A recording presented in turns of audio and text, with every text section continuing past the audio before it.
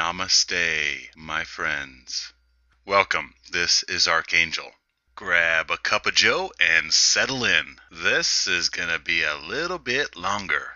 Oh, yeah, so here's the thing. I really shouldn't be surprised at the infiltration of male devaluation into everything post-awakening, though I still get disappointed at the sheer infestation in every corner of the human condition, as well as its seeding into developing ideas, which will become tomorrow's paradigms of indoctrination. For instance, pop culture and the media are saturated with male devaluation, yet the spiritual community is ripe with it. Apparently, God and heaven, the afterlife, and the infinite beyond also elevate females and devalue males. So there is no respite or justice for males. If you possess a Y chromosome, suffering resultant from your inferior worth is yours for eternity by order of our higher power.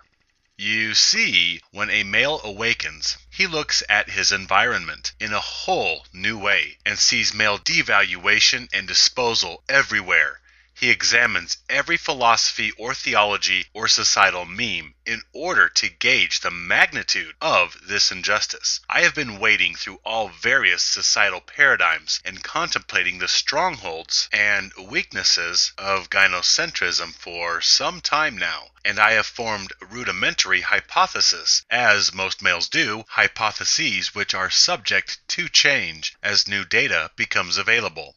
Thus, I came to assert that male-loving females are highly improbable, if not impossible, in today's environment of female worship. However, I speculated what conditions might be requisite to cause female care of male welfare, and I have settled on one keystone ingredient: higher belief.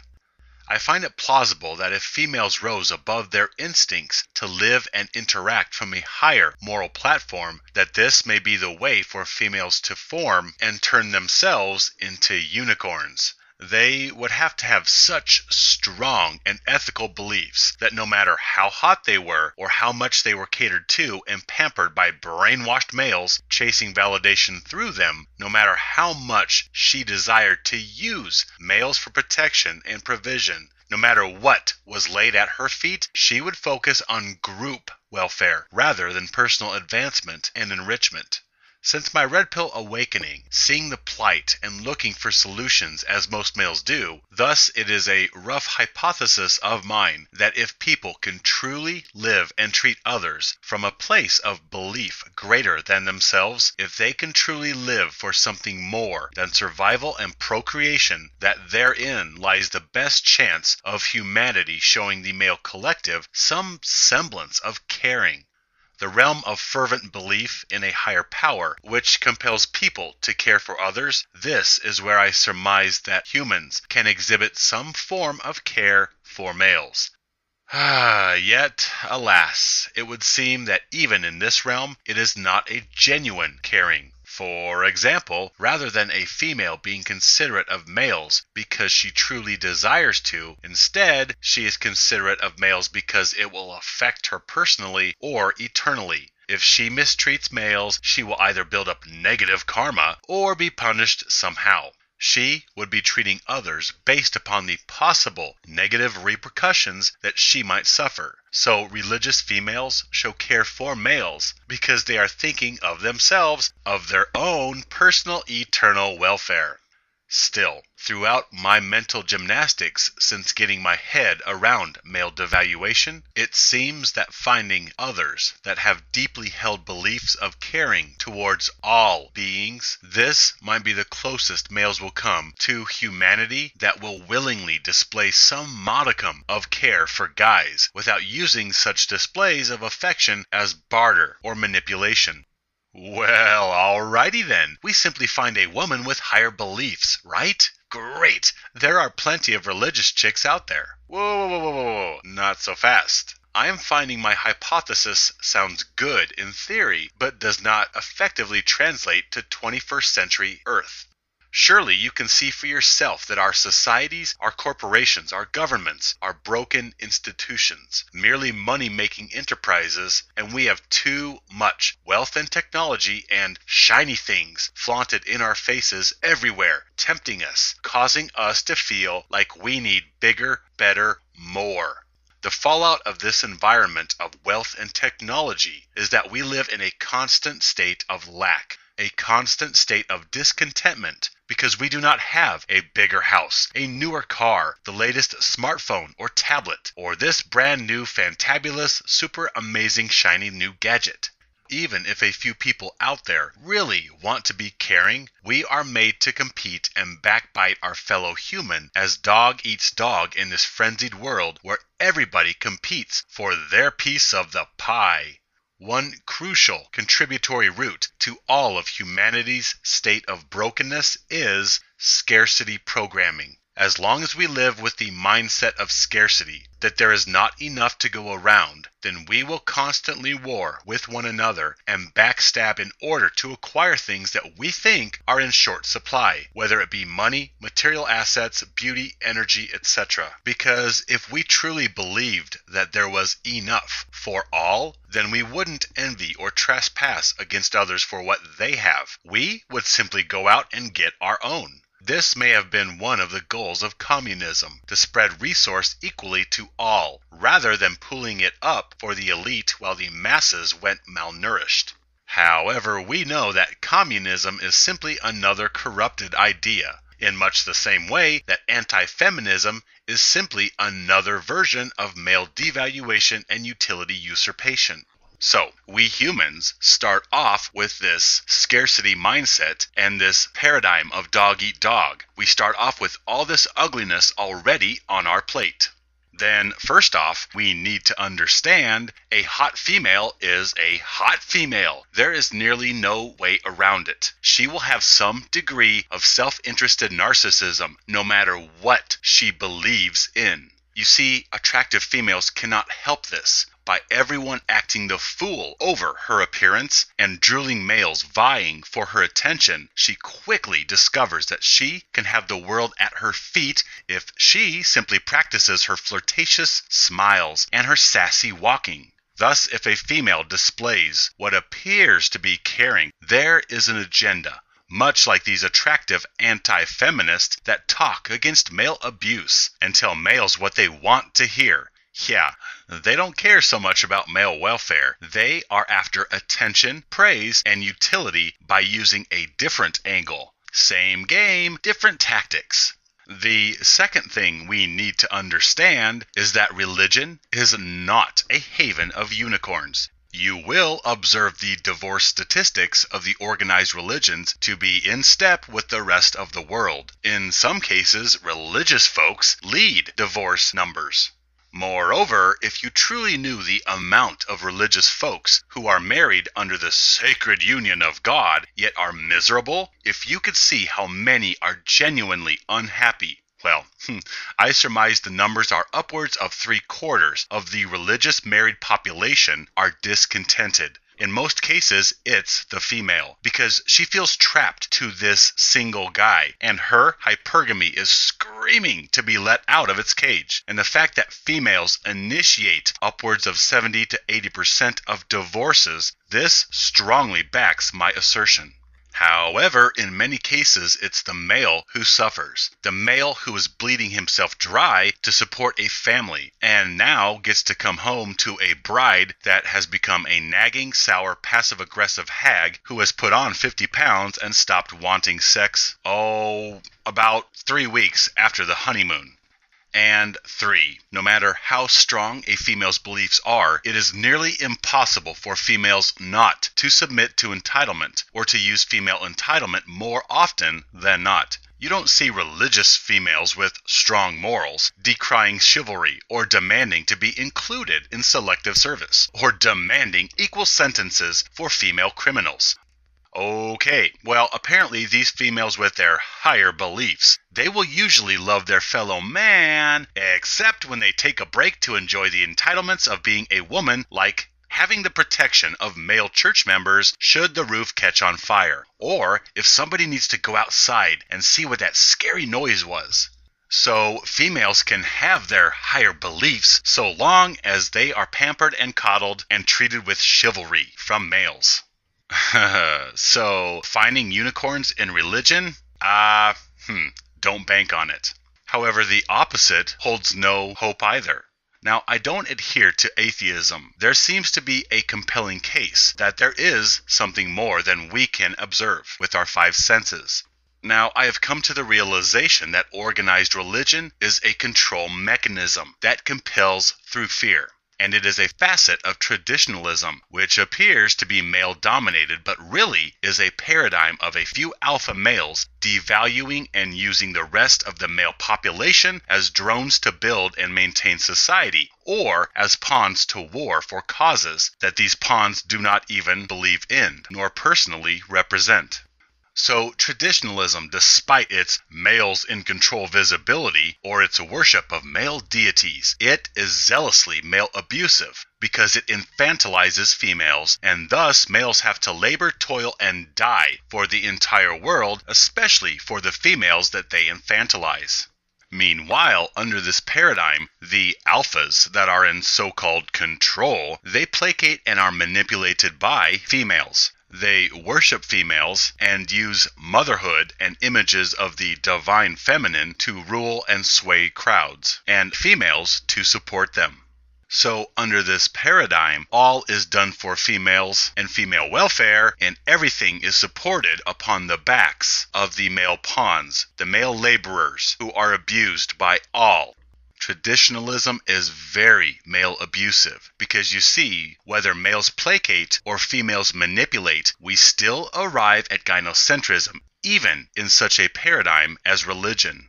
And thus, since organized slavery, religion, is not a viable option for compelling genuine affection in humanity, hence we must look elsewhere. Oh, we have given organized religion century after century to bring about peace and love and harmony, and it has failed miserably and continues to cause strife, turmoil, prejudice, and discord. Oh no, religion is comically corrupt.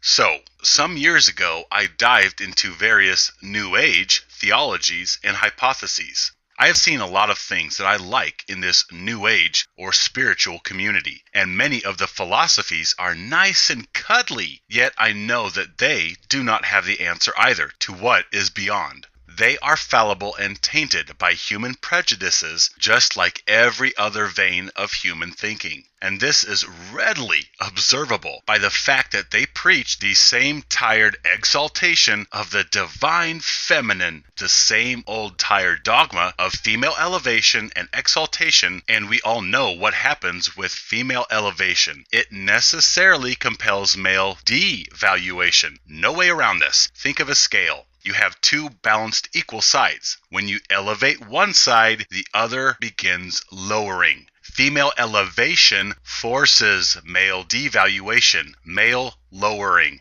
This is as unavoidable as gravity. You elevate females, you devalue males. No way around it. Either there is equity and equality, or one side is elevated and the other side is lowered. Now, New Age, to most, is thought as being a bunch of soft tree huggers who eat organic and attend nightly yoga classes.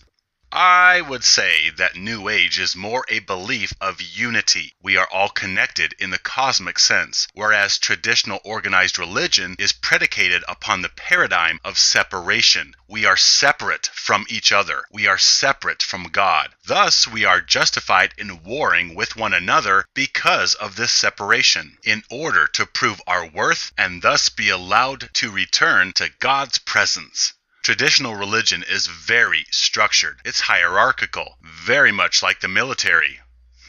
Coincidence? New Age is somewhat decentralized, with various gurus who promulgate different flavors of similar paradigms of love, forgiveness, and connection to all. Whereas religion has demonstrated itself to be biased and violent, New Age propagates tolerance and compassion. One group of folks that has found refuge in the New Age philosophies are mediums. And herein lies one thread which begins to unravel the male devaluation contained in the New Age movements. One hint that the New Age community peddles the same old prejudice is the recent phenomena of mediumship that has arisen in the last half-century.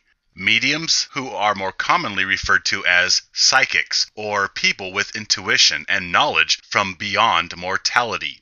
Psychics fall into the New Age category because organized religion would not dare touch them. They say these people are possessed by demons, because religion loses its power if the individual can be prophets by themselves or have a connection with the infinite Almighty. This cuts the need for church out altogether, since churches need people to come to them and follow this chain of command in order to get some message delivered to God.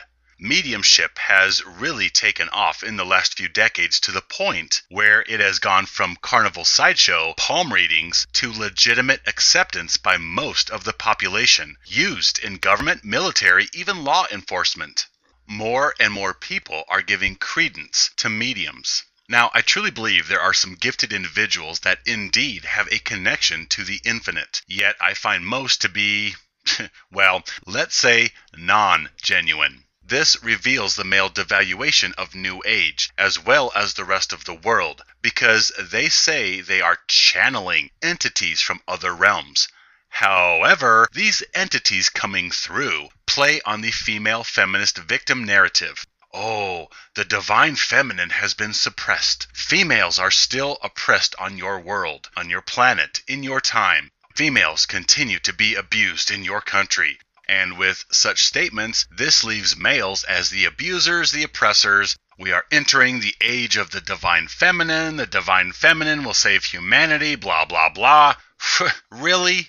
I have listened to so many psychics and watched videos or shows or read books by well-known mediums, and the female victim, male oppressor narrative keeps coming through all these New Age workers. Never have I once heard any medium mention anything about male devaluation. Okay, Oh, my guide is showing me how you use and abuse males in this time on your planet.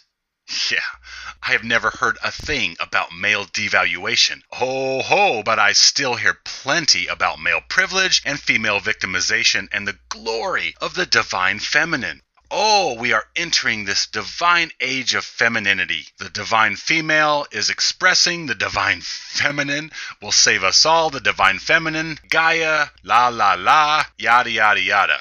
Now, it seems reasonable to assume that if there is an independent entity observing this planet, this three-dimensional realm, from a higher, expanded cosmic understanding, that they would clearly see the male devaluation and disposal going on here and the pain of countless males who are committing suicide because of male devaluation.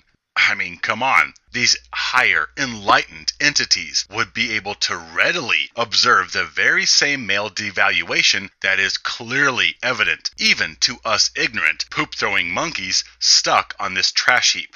So when these higher, enlightened entities start talking about patriarchy and female oppression, yeah, I know the jig is up. This is simply the medium regurgitating the narrative of society, not divine inspiration from beyond. Further confidence is compromised in mediumship because most never give any type of advanced knowledge, like how to build an anti-gravity vehicle or how to harness free energy. But rather they give you the same old feel-good, peace, you are loved and guided, and big things are in your future type messages. Whereas others give deceased relative messages, which is a safe platform for them, as these messages can neither be confirmed nor denied. Most mediums reveal nothing earth-shattering or enlightening.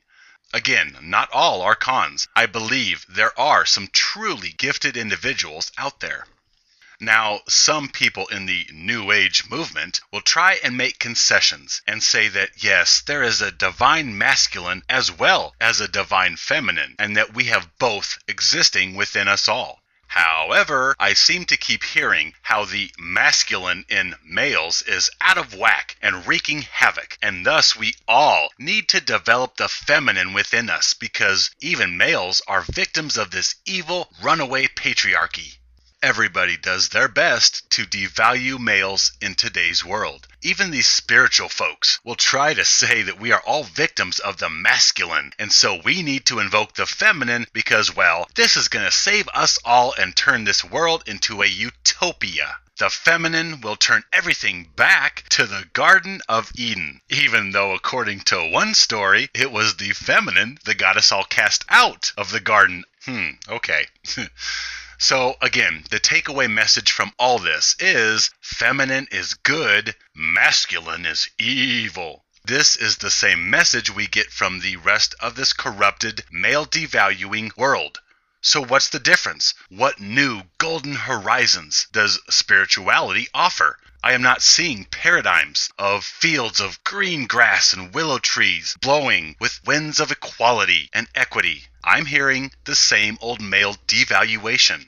Just yesterday, I was listening to a video by a guy who appears a very likable male, and he was discussing unfriendly entities and saying the same thing. These dark entities are using strong-arming masculine tactics, and that we need to develop the feminine side within us all, because the feminine side is the loving, nurturing side. He all but announces that negative entities are male. They have a masculine feel. They use masculine tactics, and they are negative.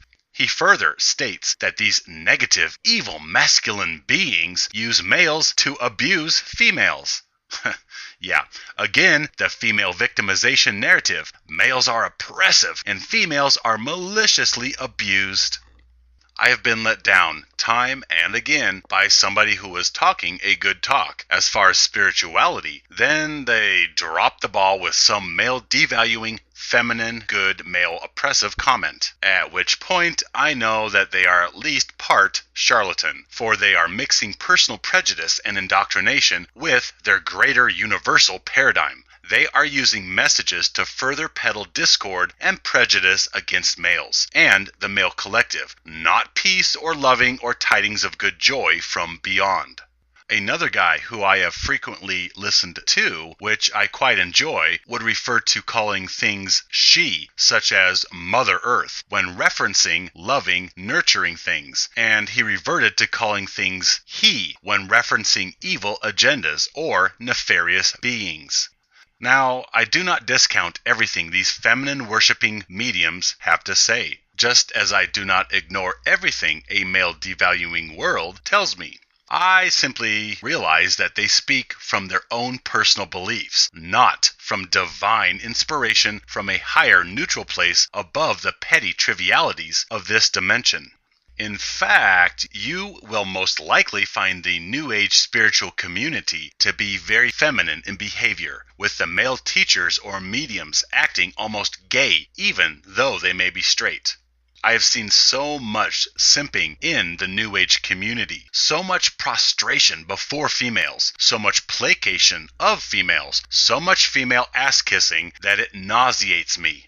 The males in the New Age community praise and worship the divine feminine and elevate females, and the females suck up every bit of this worship and praise for their sex. I don't hear female New Agers or mediums saying, we need to elevate the divine masculine, or my guide is telling me human females are pampered, coddled, and held above responsibility for their actions, and this is counter to the spiritual growth of human females. Yeah, please. Nope, same old message. Females, good and loving. Males, bad and destructive. This is the same old devaluing propaganda pushed everywhere else in this infested world, which is so corpulent with male mistreatment. Yet spiritual females are supposed to be living from a higher place of love. Gee, I don't see any females in the spiritual community saying, we are too female worshipping and male devaluing. Yeah, nope. The females sing the same chorus that everybody else does. Praise the glorious divine feminine, for it will save us from the masculine devices of negativity or from malicious entities. Hallelujah!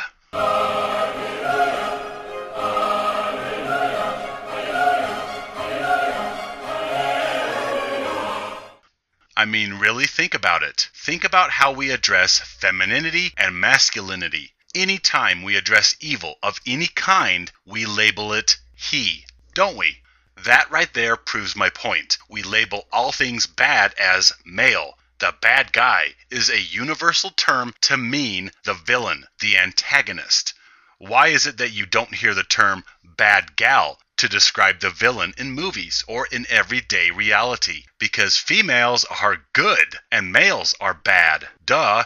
Simply look into nearly every corner of our world and you will witness the bigger male devaluing paradigm manifesting. Feminine, loving and good. Masculine, evil and oppressive. We manifest either sex as archetypes of feeling and behaviors. If you do something nice, or if you feel loving and compassionate, then you are tapping into the feminine side. And if you are mean or violent, then that is your masculine side getting out of control and wreaking havoc.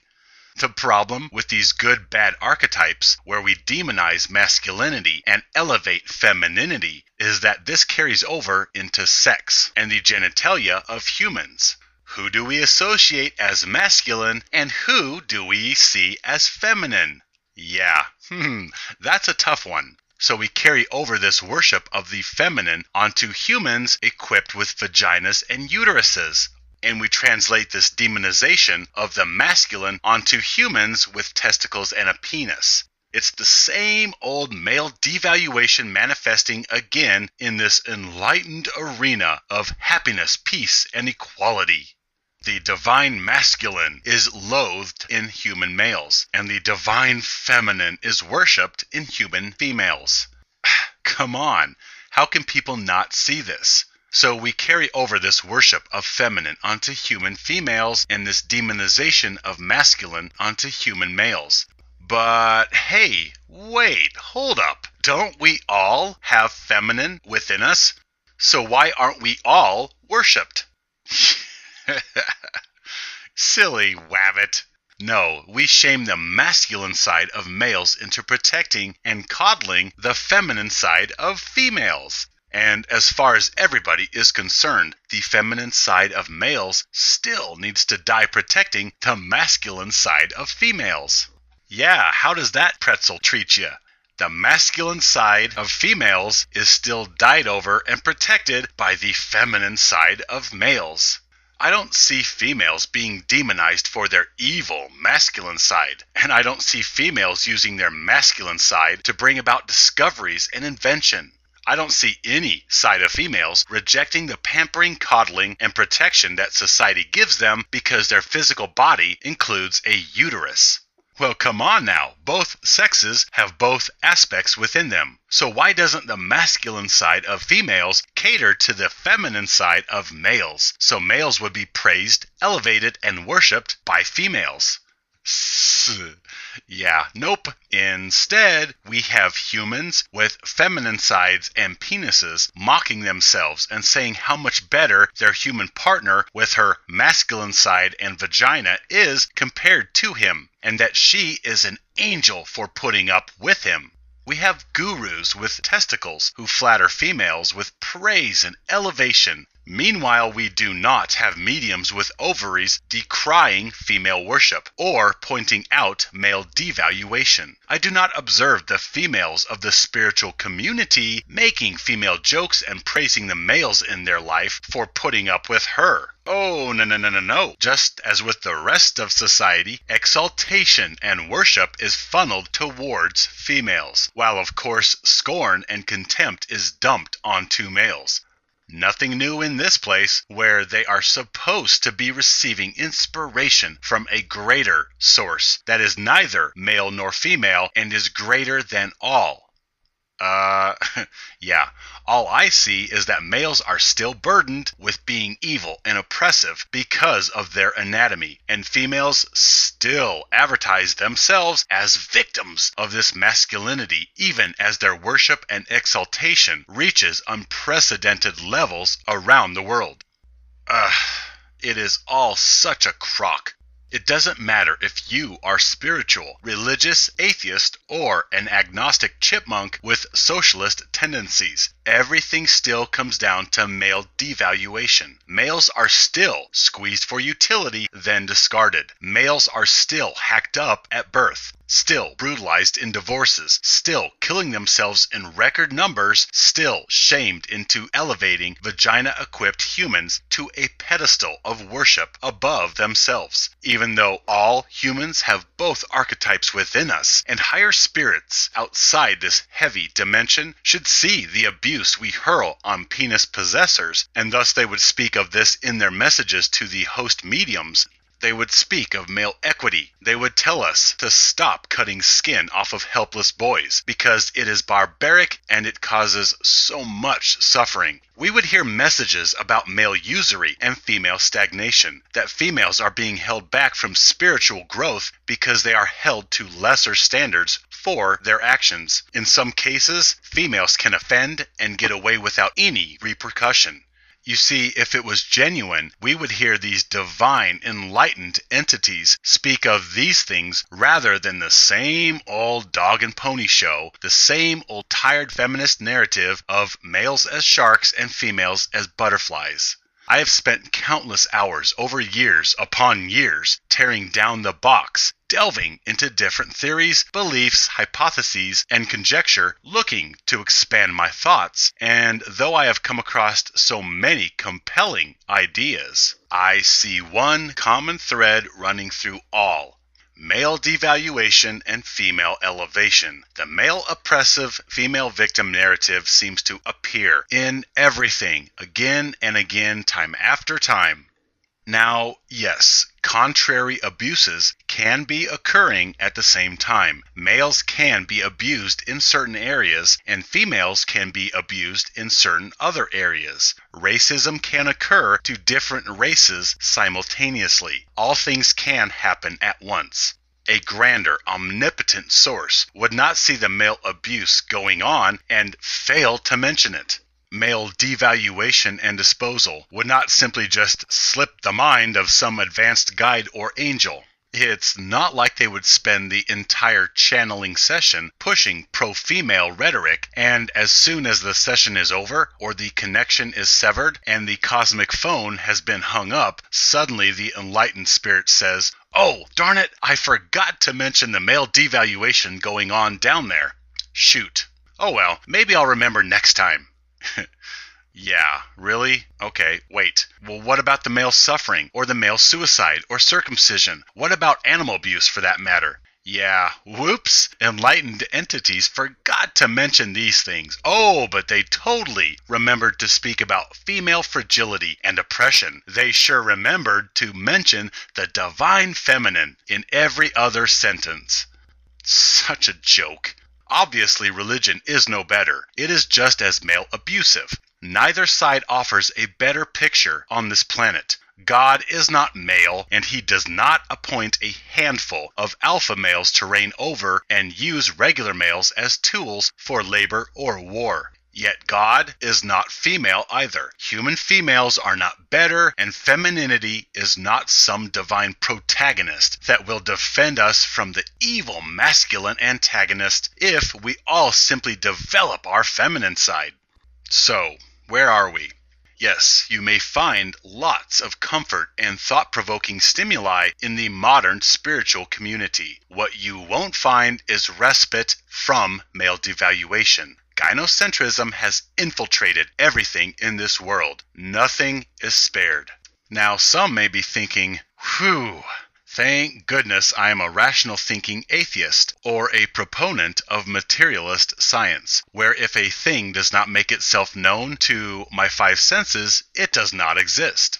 You see, as far as male devaluation goes, science or atheism is no better, for within these spheres, nature is the be-all and end-all. Nature is the almighty God within these paradigms, and nature is absolutely 200% gynocentric and male discarding. Nature simply uses and discards males with the coldness of an ice tray. Absolute indifference. Whereas at least secular veins of thought try to attach fairy tales and stories to their male devaluation to at least attempt to give some reason for their advertising of male discardation. I have watched countless science videos, especially physics, and I have heard time and again the brilliant male make some male devaluing comment about patriarchy, or say some placating comment to the female audience about how they're better or cleaner, or they are angels for putting up with us, disgusting, poop-throwing man-apes. I have seen time and again intelligent scientists, these talented critical thinkers, simply add some male-mocking comment to sate the females listening, or they will spout some drivel about how the wife is so much better than him and so angelic for putting up with him. So, yeah, science, atheism, as well as spirituality, all are male devaluing. All various peoples and speakers will turn to male mockery to try to make some light-hearted connection with their audience. Yeah, it disgusts me seeing that these great minds kowtow to male devaluation because they are female validation addicts. And in most cases, they throw in this female ego stroking because they are simps. It has absolutely nothing to do with the quantum theories that they are discussing. Okay, so here's the thing. This is the grander picture. You see, everything, all theologies, all religions, all explanations of anything in this world is meant to answer one question. Because there is one question that sentience affords us that the entire rest of the animal kingdom does not have to grapple with. The one question that does not exist in nature. Why? Everything is meant to explain why. Why we are here. Why people act the way they do. Why we look, act, talk, think, suffer like we do. Why the earth spins. Why gum sticks to your shoe. Since we are self-aware creatures, we are made to ask what no other being in nature asks. Why? And religion, philosophy, theologies, and mythology have risen from human minds to explain the huge, gaping questions about what is happening in our environment and ultimately why things happen. Even science is a discipline meant to answer this question of why, though technically science is more about explaining the who, what, where, and when of how rain forms or momentum works. Still, science is seeking to understand the nuts and bolts details in order to understand why we have gravity or why quantum particles behave as they do. In nature, there is no why. Things simply happen, so the plants and animal kingdom merely respond without introspection. Introspection they are most likely incapable of. However, being self-aware, we are saddled with this need to know why. Though religion is a tool of controlling people through fear, it initially sprang out of our imaginations to explain the whys. To explain the purposes of life, the deeper meaning of human existence, essentially why we are here.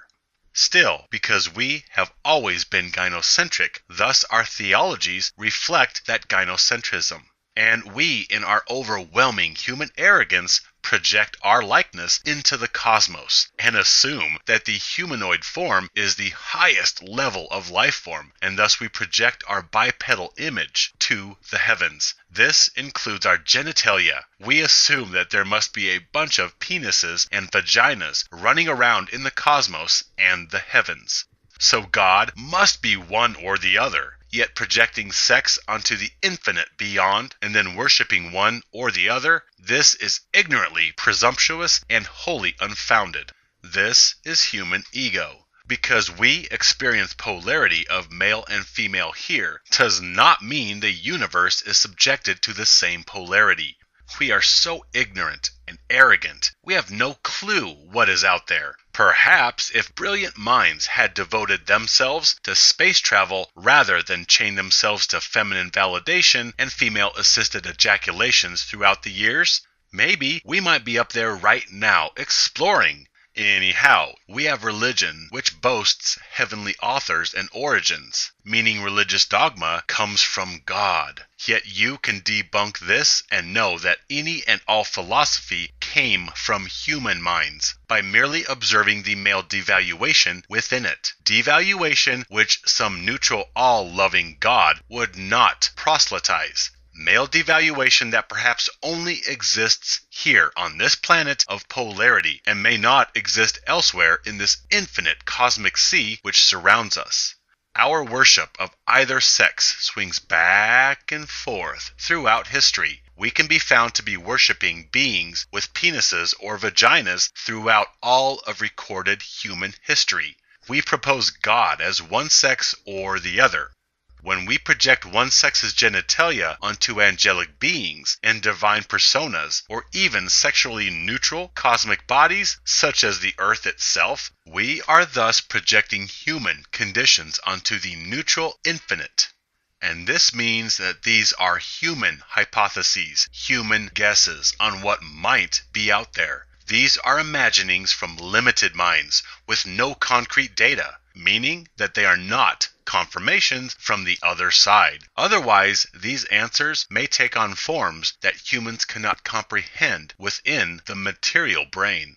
The way to debunk any and all theology or religion is to look for the polarity favoring within it, since God is most likely neither sex, both sexes, as well as something far beyond what our little gender-obsessed human minds can even fathom. You see, we have had an angry male god for years, and now we've been hijacked into worship of the all-benevolent female. Our theologies to explain why have switched from religion to science to hybrid veins of thought throughout history.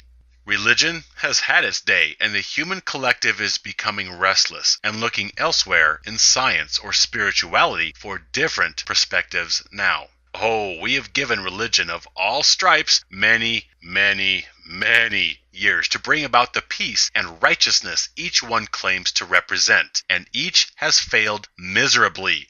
People are tired of the same old religious BS that has killed more people in the name of God rather than fed, clothed, or helped the needy throughout history. Oh, you bet. They all have plenty of excuses for their failure. Yet, at the end of the day, they all offer the same thing: strife, not utopia here on earth. We can see that religion is violent. So here comes the New Age movement, which really started at the dawn of the 20th century and can be likened to the hippie version of spirituality, juxtaposing the violence and corruption of organized religion. New Age became more of the passive, sit-in meditation crowd, the lovers, not the fighters. Where traditional religion is violent in the name of God, New Age is passive in the name of God, which is called Source, or all that is. New Age really espouses Christ's true teachings of turn the other cheek. They are the hippies of theology. Harm not others, for you only harm yourself. We are all one. Now the New Age usurped the male deity worship and replaced it with female worship. New Age is the reason we get to hear the term divine feminine as often as we do. This divine feminine is the savior now being worshipped by New Agers.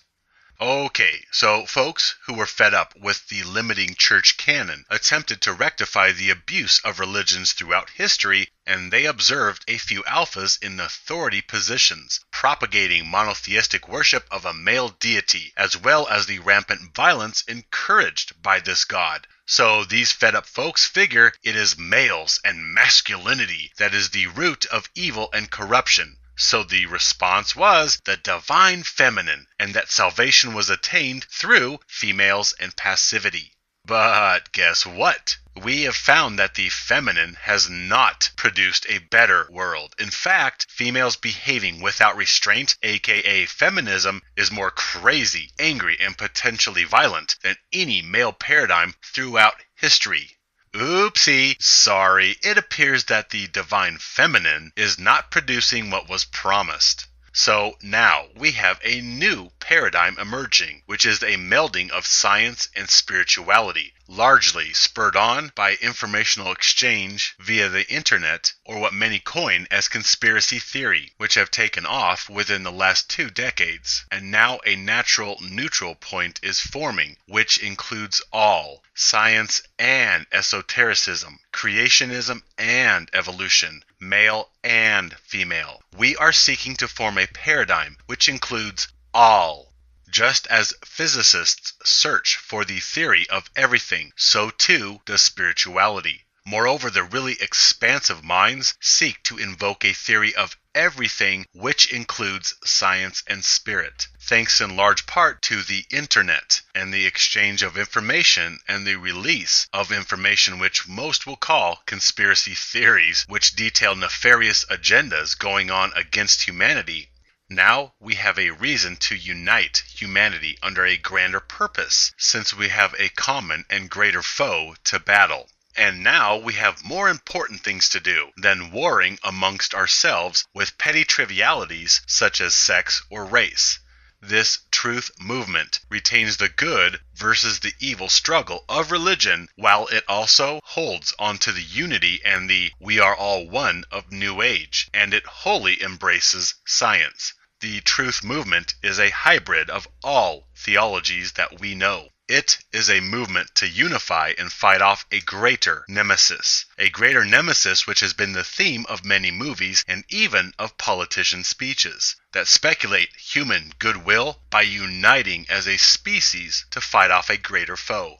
It's not hard to see that the deeper drama swings back and forth in our dogma. Our religion proffers good and evil, while New Age proffers all as only good. And now we have combined the two. We are connected. Indeed, we are all one on the macro scale. Yet there is good and evil on the micro scale, meaning in the big picture, we are all part of and come from the same grander source, which is neither male nor female and is pure light or love.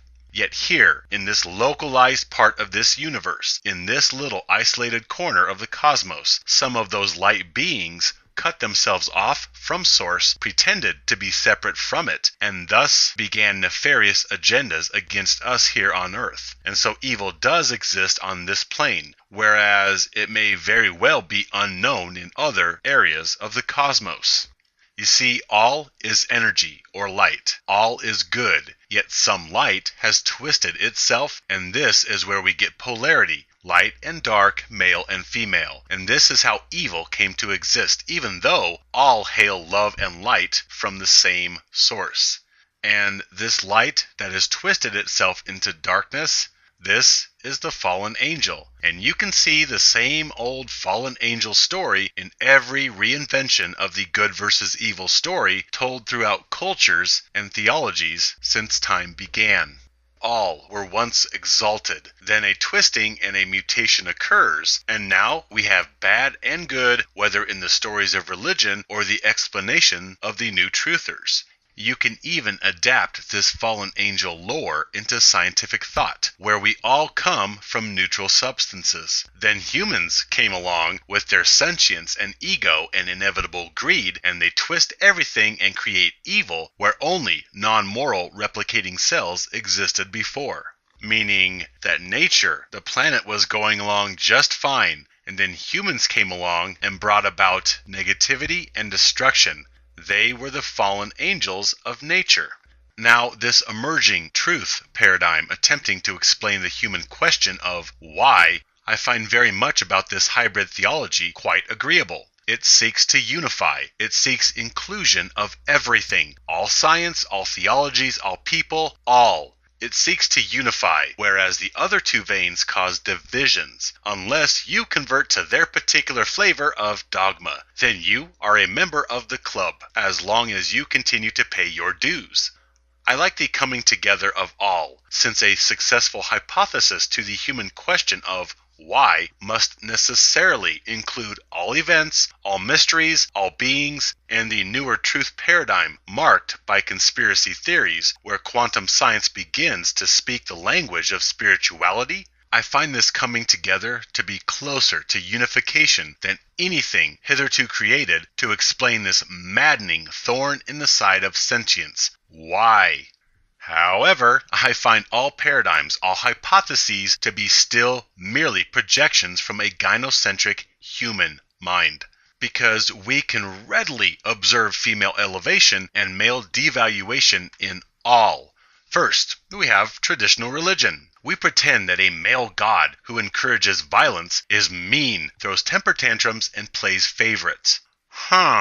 So even though we worship a male god, we secretly hold animosity against him for being such a bipolar turd and allowing suffering here on Earth. Moreover, just because a few alphas run the church or government does not mean male devaluation does not exist or occur every second of every day. You see, alpha is a term within a female-favoring system. Alphas claim the attention and reproductive rights of females and abuse lesser males to their whims. Yet alpha is still a classification of inferior value. Alphas are still inferior in worth compared to females, since females possess wombs. Hence, alphas may seem abusive and chauvinistic. Yet, when push comes to shove, alphas are still expendable compared to females when the ship sinks. And since even traditional religions proffer females, and especially mothers, as the closest thing to God, thus they are more valuable than any male, any alpha.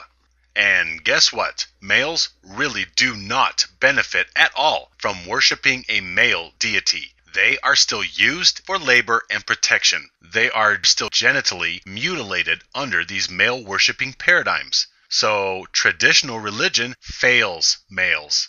Next, we have New Age, which is the feminist version where males are wholly neutered and emasculated into female-pandering, feminine-worshipping simps who are still expected to protect and provide for the divine humans with uteruses. We have males embracing femininity under the guise of expressing the divine feminine within each of us.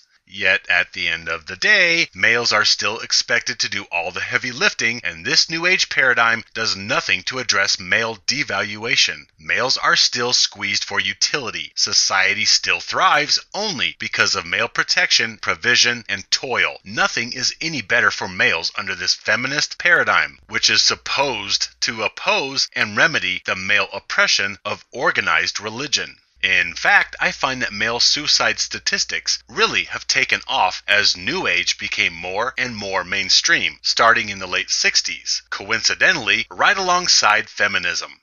And thus, New Age, just like established traditional organized religion, fails males. And now we have this new theological hybrid of spirituality, religion, science, and conspiracy theories and truth hypotheses. And I must admit it is quite promising. But I find that this exploding intellectual force is made up of humans. Humans who are gynocentric. And I am seeing the signs of male devaluing brainwashing seeping into this new vein of thought, just like everything else. You can't help but see female elevation within this construct of good and evil, even if it is only on a micro level. Well, yeah, guess what? The micro level is where we find our existence. So we are back to good and evil. And which sex do we associate as evil? Yep.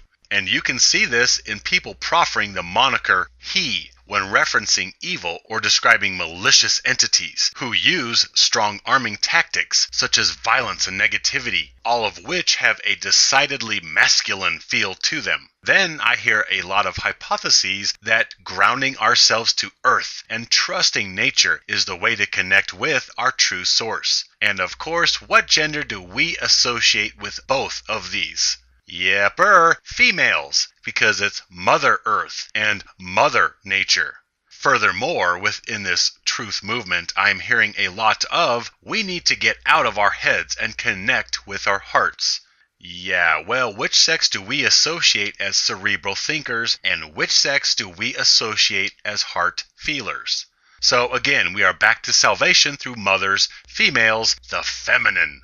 The masculine is evil, destructive, and the feminine is loving, nurturing, indeed the very salvation of humankind.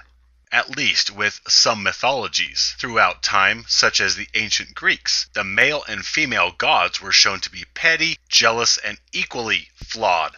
It was equal worship and equal denigration. Yet now the choices are an angry male god as well as a male devil on the one religious hand, and nothing but spotless female purity and salvation on the other spiritual hand. Meanwhile, science and the emerging spiritual truth hybrid offer continued female elevation and male devaluation.